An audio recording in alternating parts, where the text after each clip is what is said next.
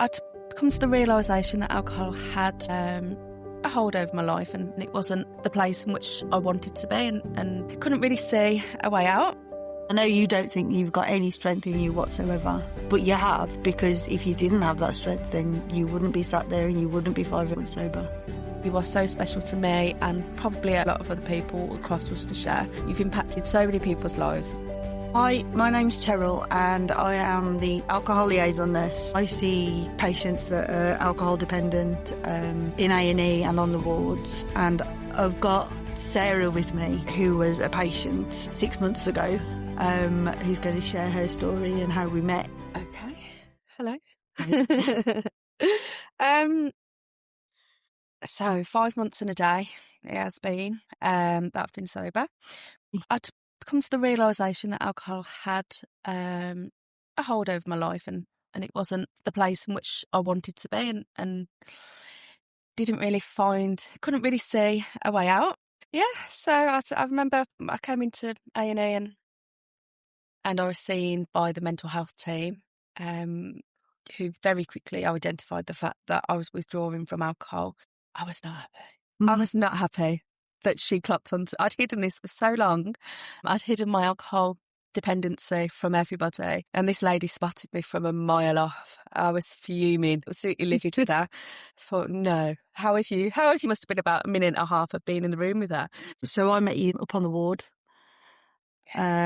So once you got moved up onto the ward, I'd had a referral from mental health team. You were very closed, didn't want to open up, didn't want to tell me that you were drinking, didn't want to tell me how much you were drinking. You were just basically saying, nobody can help me. Nobody can help me. Just leave me alone. I need to get admitted onto a mental health ward, because I think you thought that it was all mental health related.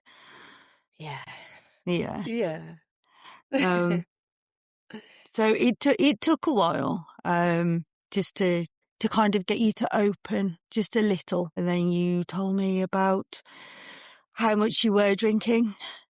And I'd noticed from, I think it was your GP notes, that you had postnatal depression. You then told me about your postnatal depression and how much you were drinking. And it was kind of a similar journey to what I was on when I had my last child. So I don't know, I just kind of felt an instant connection. And I think when I told you that I had a similar situation, it kind of helped you to open up a little bit better. Yeah, definitely. I think I've spent most of my life speaking to professionals who don't understand and not that they don't care, but I think alcoholism is something that people don't understand. And I think it's one of those, if you haven't been there, and it's not even necessarily professionals. I don't think my family don't understand, my friends don't understand. I started drinking at a young age and it has always been fun. It's always been fun. I've always made the excuse of, I'm young, I can do what I want. And I have never been able to know where my limits are. One drink has never been one drink. I've never been able to go to the pub just for one.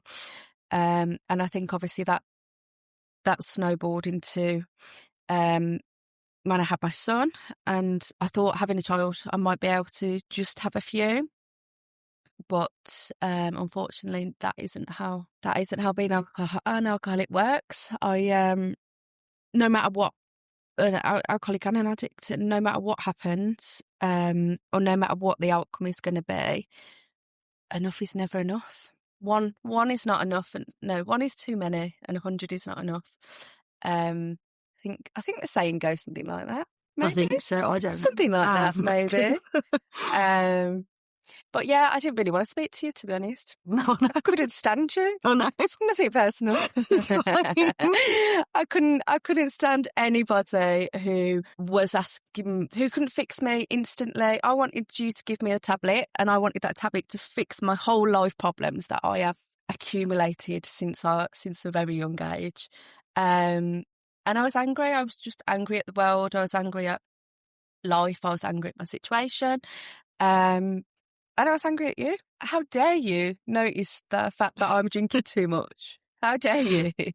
Just walk in and be, you're drinking too much. Yeah.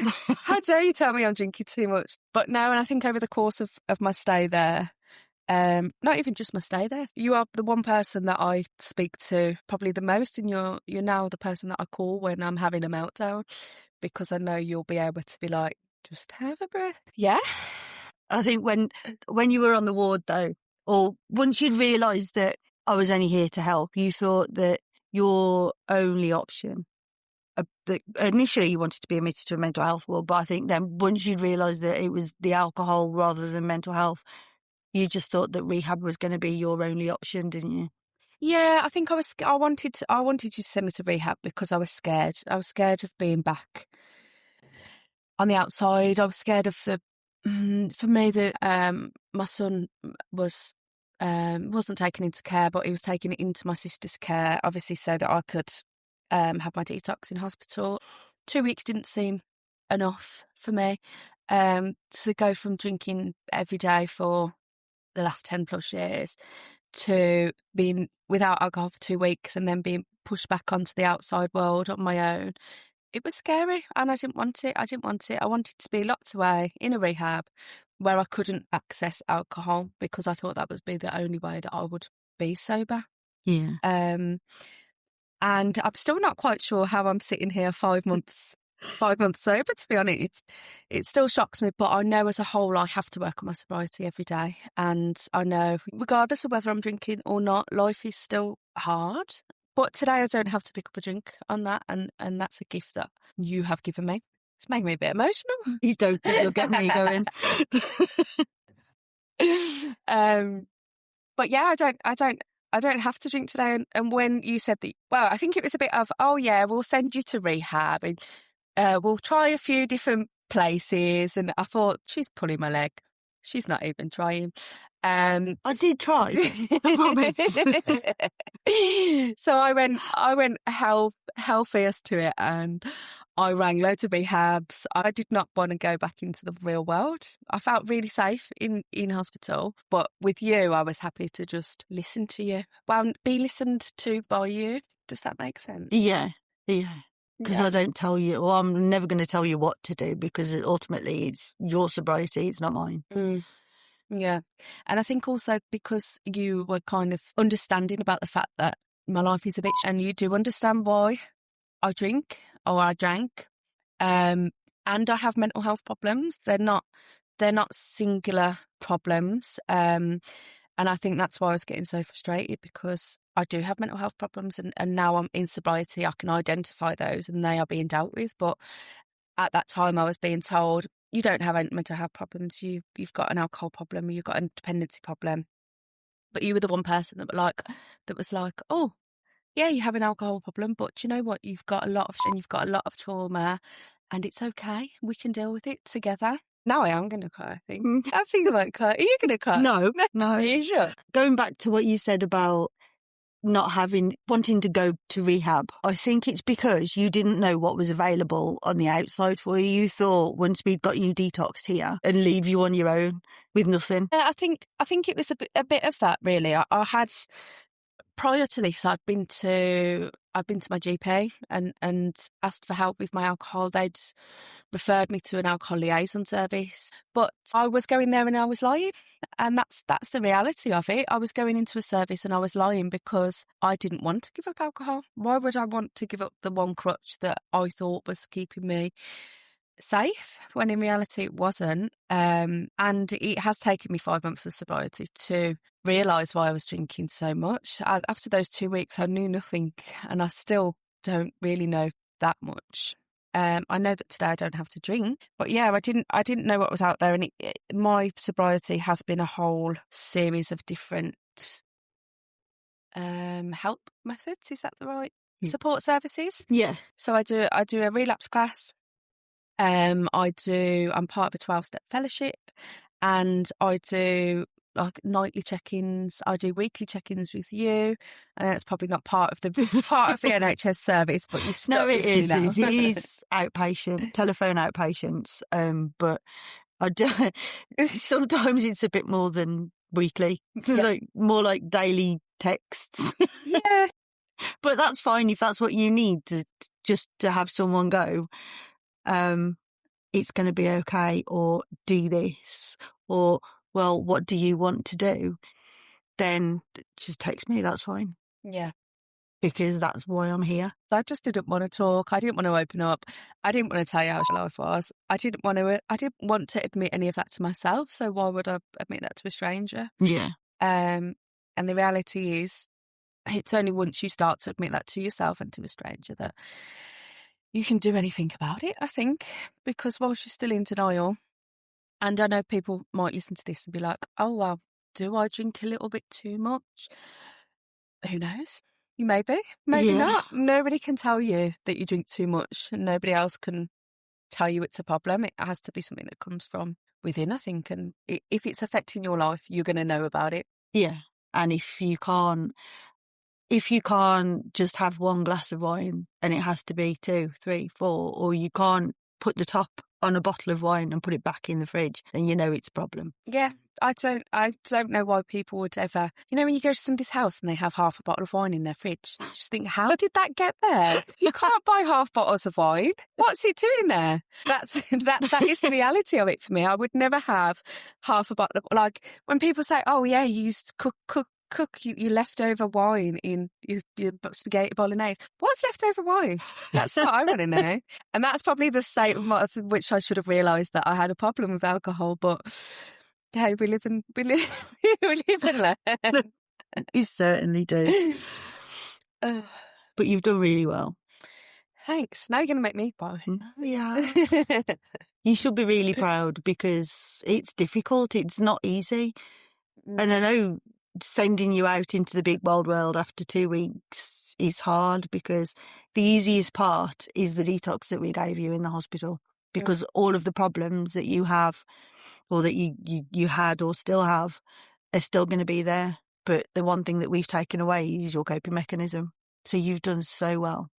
Yeah, I think that's kind of why I didn't want to leave the hospital, because I was safe in here. I knew I couldn't get alcohol. And I did worry when I came out, and I was going home to an empty house, and I live opposite a shop, and I spent most of my life in that shop. And I think now the beauty of it is I know that if I could go and have a glass of wine today if I wanted to, but I know where that glass of wine would take me. And not only that, like those first few weeks were hell, trying to I was physically craving alcohol. Even when I came out of hospital, I could taste it, like just the taste for it. And one of the reasons that I don't pick up today is because I don't want to have to go through that stage of needing it again. Because one glass of wine will very quickly, for me, slip back into, well, I can't have one glass of wine anyway. It would be the bottle of wine. It's that simple. Yeah. And then I'd have to imagine having to detox again. I couldn't think of anything worse. No, could I? That was hell the first time around. I wouldn't subject myself to that a second time. I don't think people realise how painful and difficult a detox is. I mean, mentally it's the easiest part. Yeah. But physically and for your body, it's an awful thing that your body has to go through to detox. It's horrible. Yeah. I remember the sweats and the shakes, and I was so angry. It was really, really hard physically. That was the hardest stage. And I am so grateful that that I was given that opportunity to detox in here, because if I didn't, I wouldn't be sober. I wouldn't be sober today. There is no way. People do at-home detoxes, but I don't know how. You don't think you could do it? I could never do an at-home detox. And I know I won't ever get a second chance at detoxing in this hospital, so I don't have the choice of picking up a drink today. Trying to say I'm hard. Yeah. Just not going to get You'd be you like, again. no, you're not allowed back. Sorry, you've had your detox. Yeah, I would. You knew better. But I'd always support in the community, though. I know people don't get admitted very often for detoxes now. I still support in the community. Yeah, and that's the thing. I think, although I had that detox and I was very lucky to get that detox, there's still been a hell of a lot of work after that detox. Yeah. And there is work that's being done every single day to keep me sober. The mood I was in yesterday, I could have very easily gone and picked up a drink. A drink I would have felt would have solved my problem, but never would have.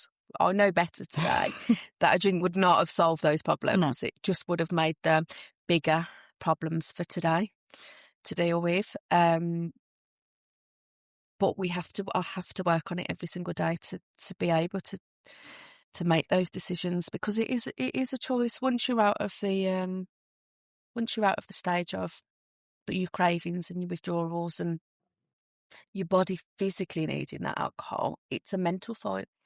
And every day I get to choose to carry on the fight or to bow down to alcohol and substance misuse. I'm winning so far. It just shows you how strong that you are, though.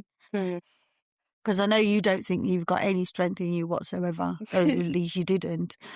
But you have, because if you didn't have that strength, then you wouldn't be sat there and you wouldn't be 5.5 months sober. Just 5 months and 1 day. 5 months and 1 day. 5 months and 1 day. Or does it feel like longer? I know, it feels like much longer, doesn't it? Really does. Feels like I haven't had a glass of wine in years. But that's exactly how, like, I feel so fresh and so, like, I don't know how I woke up every morning with a hangover. I don't know how. Like, I'll have a cold these days and I feel like I'm dying. So how I did life on a hangover, and I would go to work on a hangover, and this was my first sober Christmas.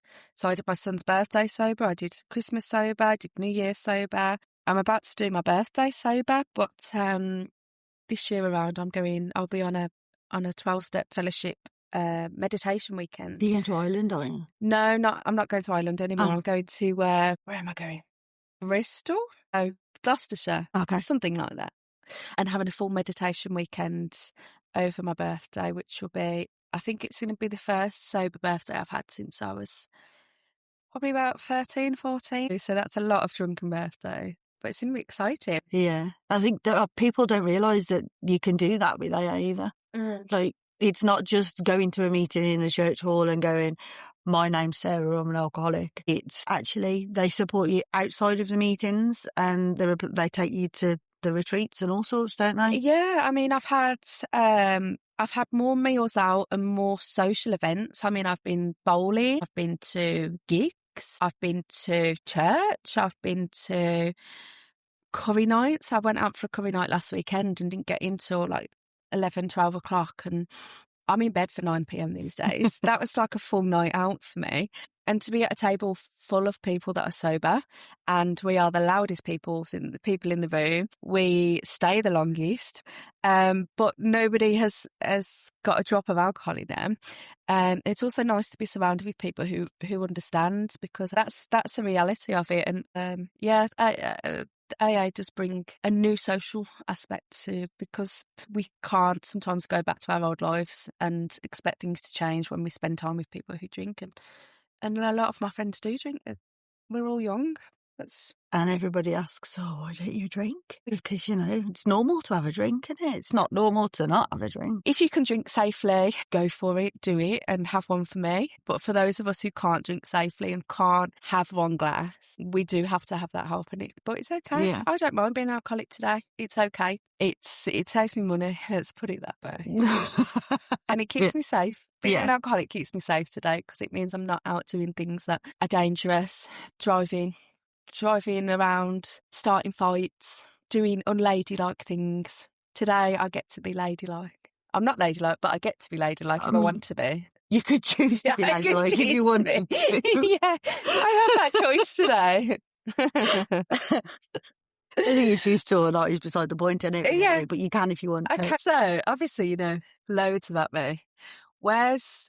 How did you start in this? How did you get into this? And it started really as a student, actually, with the old Alcohol Liaison Nurse that worked here. I did a spoke placement with Mark, and it's just interesting. It's an interesting subject, and it's sad. Not that I like the sad bit of it, but it's just to make a difference in someone's life.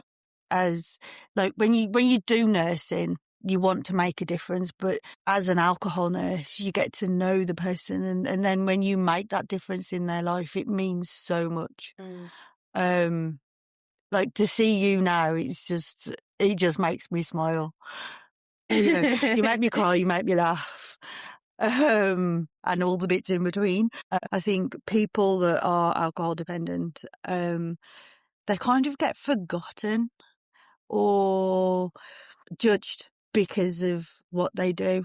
But people need to realise that they're people too. And, you know, everyone's got a reason for doing what they do. Yeah.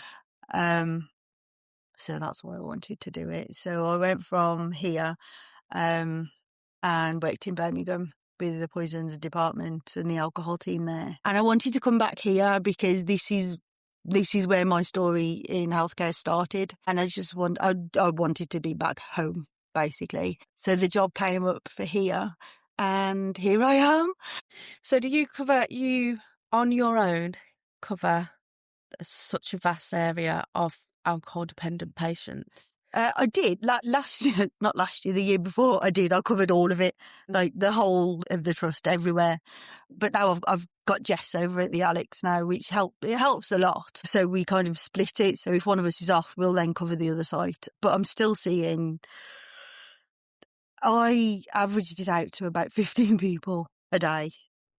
And it's a lot.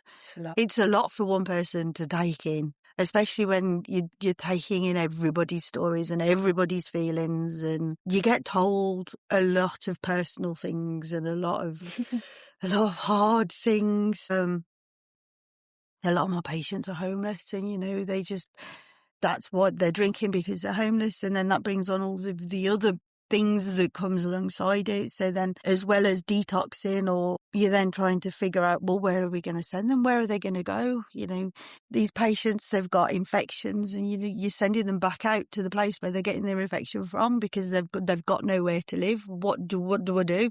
So that's when I liaise with the Cranston side of it and the housing side of it to try and find them somewhere safe to go. I'm not going to say it's easy. It's not easy. It's hard. But I love doing what I do. And not everybody's going to get sober and not everyone's going to win. But occasionally we get one that does. And that's why I do what I do. You are going to you will make me cry now. No. But what an amazing person it takes to do that, because I know that as somebody who's alcohol dependent, before I get to come to hospital, where can I turn? What can I do? How can I get that help? There is the GP, and I get referrals from GPs, so I can do telephone calls. So they should be saying, well, I'll refer you on, and then it's usually me or Jess who'll give you a call. That's a better way of doing it. Or you can access AA. You can go to their website, and there's AA online. So AA have an app. It's called Everything AA, and they hold meetings 24 hours a day on that app, because the biggest barrier for most people is, well, if I go to an AA meeting, people are going to see me going in, people are going to see me coming out, everyone's going to know that I'm alcohol dependent. Not necessarily, not if you go on the app. On the app, it's worldwide. You could go to meetings in America, in Australia, anywhere in the world. There are meetings, so you don't have to go to a local meeting if that's not what you want to do. You can also self-refer to Cranston. So Cranston cover the whole of Worcestershire. They then have access to the rehabs. NHS don't have access to rehab, so we can't give you rehab anyway. When you were in hospital and I said that I'd find you a rehab, I was finding a rehab that would hopefully finding one that can take you. There are quite a few of them if you search around. And then there's Emerging Futures. So those are the ones in Worcestershire. There's also a rehab in Borsal that has a charity bed. That charity bed, I think there's a 6-month wait for it. But you could put your name down and, you know, you never know. So those are the options that are available to you before coming to A&E.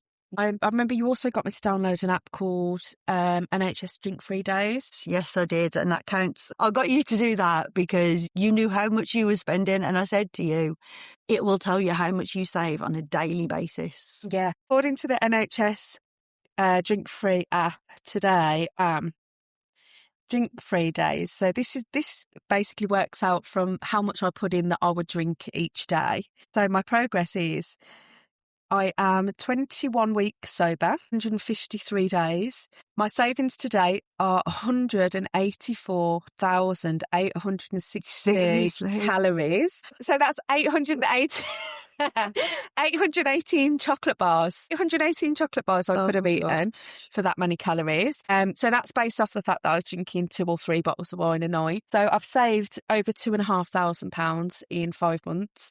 That's been spent on days out with my little boy. That's been spent on new clothes, new toys, all the important things that were lacking because I was going out. And I only ever drank cheap wine. So, I mean, when you look at it that way, spending £3, I think it's £3.89 on a bottle of wine for £2,500. That's a lot of bottles of wine. It's a lot of bottles of wine. But yeah, I love that app. I love going in every day and realising, because I've lost a lot of weight as well. Yeah, I know. Not as much. I have started eating chocolate. I wasn't a chocolate person before, but I've started eating chocolate now. Every patient that I speak to that have been detoxed, they're like, they've got sweet tooth because they need to replace that sugar that they were having with alcohol, so they replace it with chocolate. Haribos, usually. Yeah. Fizzy, when I was doing my detox, it was fizzy sweets and fizzy pop. But now I can't. I'm coffee and squash. That's me these days. It's a fun life. But you're always my first go-to. I know. You're almost my first, I'm really angry, or I'm really upset, or my life is about to end. None of those things are true. That's just where my head catastrophizes things. Yes. And I know you understand that, and you understand me, which is wild because, yeah, And then in the background, I'm doing little bits of motivational interviewing and a little bit of CBT and going, do your box breathing. Breathe.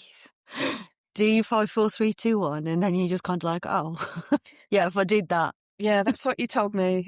You voice noted earlier. I said, I'm really anxious for this podcast. She said, I said, I'm in bed. I don't want to leave my bed. And she said, do you box breathing? I was like, then I box breathed and got out of bed. She just takes that one thing, and then you're sorted and you're out of bed. I just want to thank Sarah for coming and doing the podcast today. It's a lot to talk about your alcohol addiction, and to see you sat there as a completely different woman that I met 5 months and 1 day ago. You've done wonderful. Absolutely amazing job. And I'm just so proud of how much you've come forward and how much you've done. Yes, you may phone me, but it's slowing down. You don't need me as much, which is wonderful. I don't need you to need me. I just need you to carry on and keep going and live your wonderful sober life. Yeah, definitely. Thank you I've genuinely had so much fun, and anytime you want me back, I'll be back. I'm always free and available to talk. Like I said earlier on, if it wasn't for you and for everything that you did for me, I wouldn't be sober today. And I also mentioned to you, if you hadn't put me in the guidelines that you did and hadn't referred me out to the services that you did, I wouldn't be sober. And it's taken a lot of work. And like I said, I have to work on it every day. But I've dealt with this for a long time, and I've known I've had a problem for a long time, and I've reached out to a lot of people, and nobody got me. Nobody got me, and you got me, and you understood. And regardless of what problems I come to you with today, you're like, right, let's fix it. Let's help. Let me see who I can talk to. Let me see what I can do. And honestly, you are so special to me, and probably a hell of a lot of other people across Worcestershire. You've impacted so many people's lives, and thank you. You are going to cry now, aren't you? You're going to cry. She's going to cry. Thank you so, so much. But yeah, it's been lovely coming back. If you do think that you're alcohol dependent or you have an alcohol problem, you can access support via your GP, via Cranston, Emerging Futures, Worcestershire, AA, NA, CA, or you can refer yourself to me if you're a staff member via my bleep of 343 or my extension 30665.